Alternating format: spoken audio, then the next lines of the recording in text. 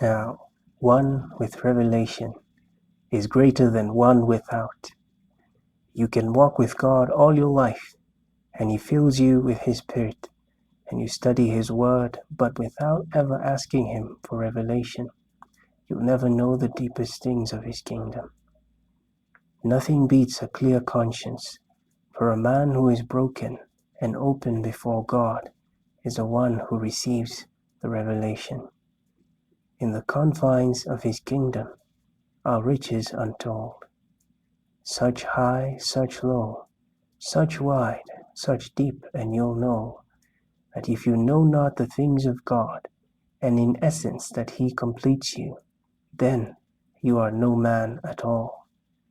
But once you realize that knowing God is discernment of the things of the Spirit and those of the flesh, then you have begun knowing God.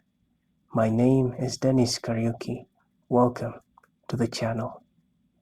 Now, today we'll continue to unravel this mystery, this wonderful Word of God, how He prepared the earth, how He made sure that the planet we live in hosts life and life in abundance.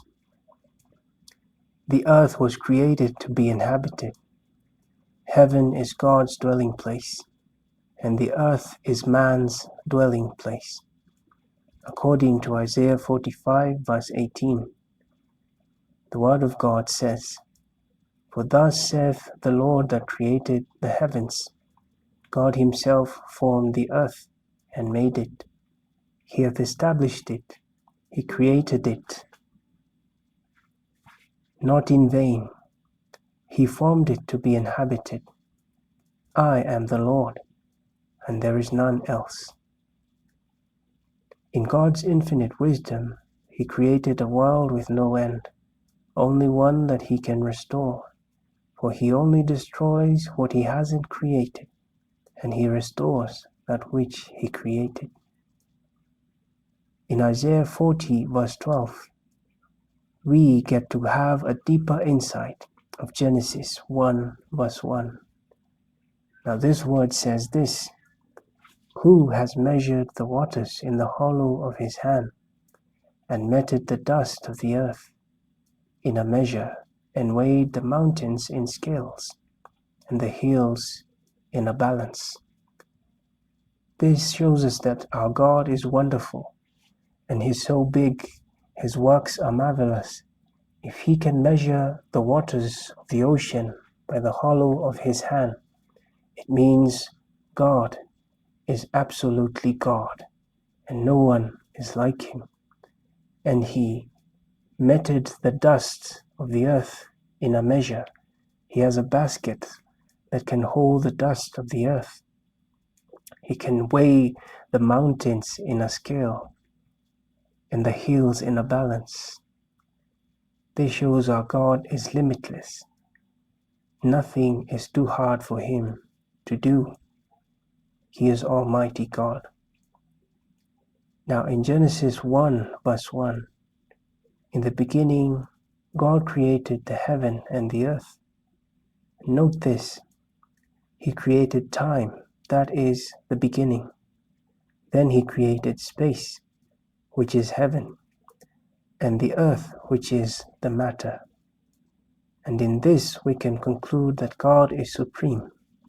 He is the supreme one who is the creator and not the created. And He is not limited by time, space, and matter. He created time to prevent things from happening all at once. And a good example is if you were given your 100 years to live in one moment, it would be overwhelming. And this is why He created time, to prevent everything from happening at once. Then He created space. The space is that void where He can place the matter. He created the space where He can place the matter. He is a wise God. And you see here, He is a God of order. Nothing beats that. This makes Him God above all things.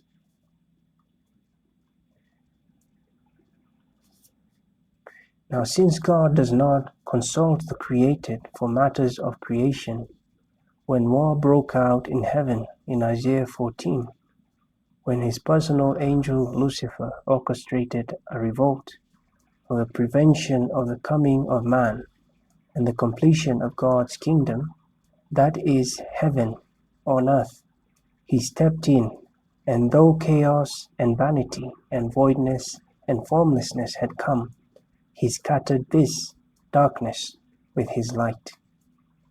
Genesis 2 verse 2 says this, "And the earth was without form and void, and darkness was upon the face of the deep. And the Spirit of God moved upon the face of the waters."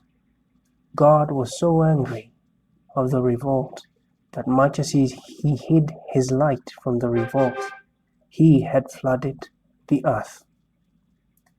Right after the revolt,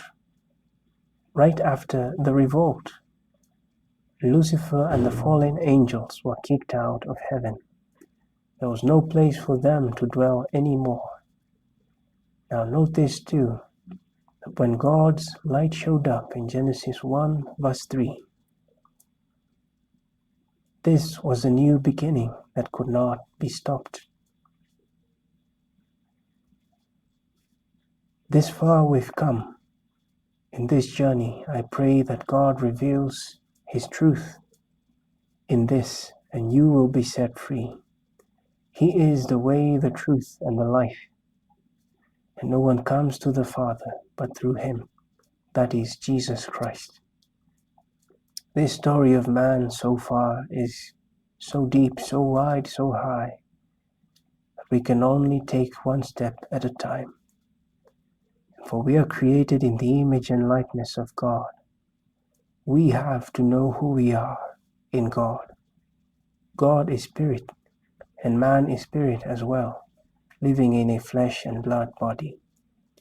We can only demystify this one step at a time. The Lord is God, and the Lord is one. Tune in next time as we have a look into God's restoration of the earth for the coming of man.